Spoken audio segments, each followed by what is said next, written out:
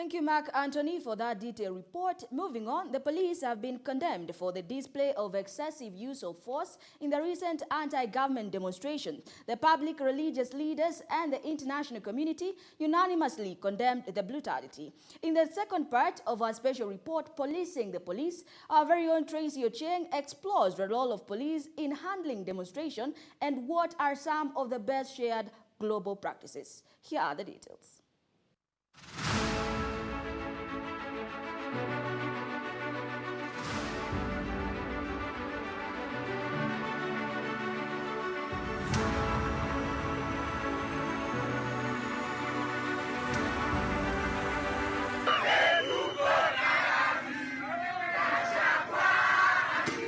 Demonstrations are common practice across the globe that date back to generations.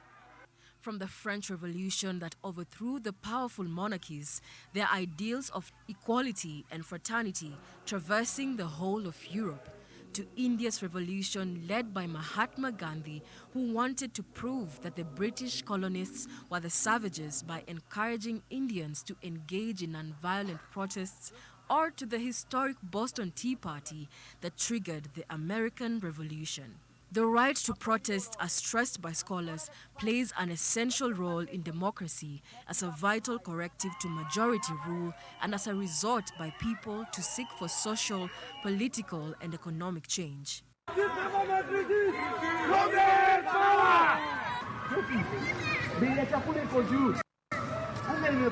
In Kenya, as in the world, there is always a reason to seek for change. Unfortunately, many demonstrations, peaceful or not, end up in massive loss of lives, gross human rights violations, and mass detentions. So, why protests, and what are the roles of police in demonstrations? Many of the most impactful events in the world have been driven by protests. In the middle of the coronavirus pandemic, a massive wave of protests erupted after the death of George Floyd, who succumbed to suffocation after a police officer knelt on his neck, fueling conversations of race and racism across the globe. In Kenya, significant events have been instigated by protests. The quest for multi-party democracy in 1992 forced the late President Moi to repeal Section 2A of the 1963 Constitution that declared Kenya a one-party state. Tuseme kwamba tufungue tuondoe ile section ya katiba ya Kenya ya 2A. This declaration was largely contributed by the historic Saba movement, led by opposition leaders like the late Martin Shikuku, James Orengo, among other notable politicians. The repealing of the section opened up the space for political gatherings and participation in demonstrations, albeit under the continued repression by police. This year, the opposition used that Saba narrative as a pedestal to launch their dissatisfaction with the current regime and place demands allegedly championing for, among other things, cost of living, electoral reforms, and reconstitution of the electoral body IEBC.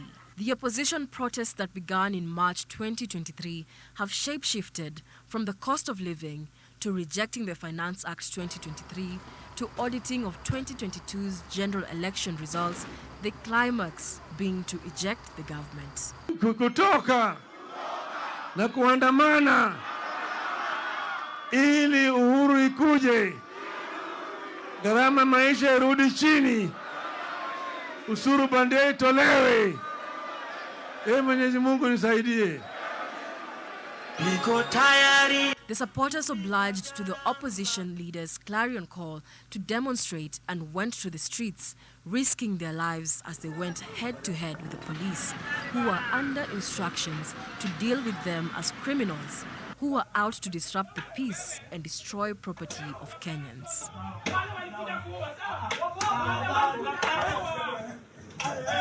On June 6th, a group known as the Njaa Revolution, which loosely translates to Hunger Revolution, went to the streets to protest the Finance Act 2023.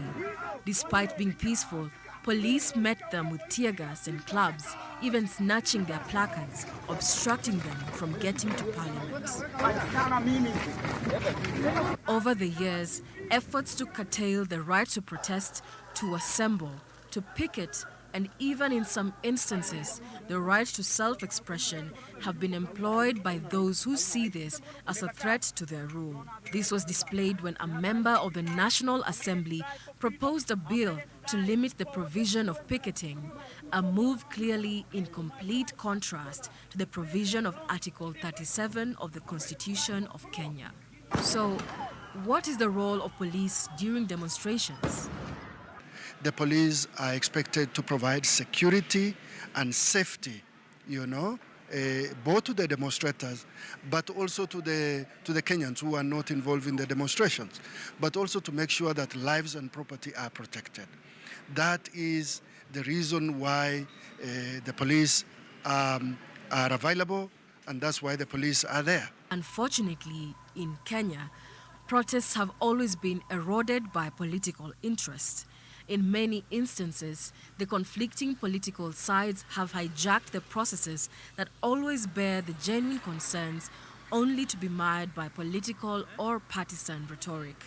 In the case of Kenya's recent unrest, it's unclear who the police go out to fight whenever protests erupt. State officials and top government leadership giving themselves away as they stand to condemn protests, ordering police to charge on unarmed protesters with live ammunition and tear gas, even branding them as criminals. On Wednesday, we are ready for them. We will deploy from 1 a.m.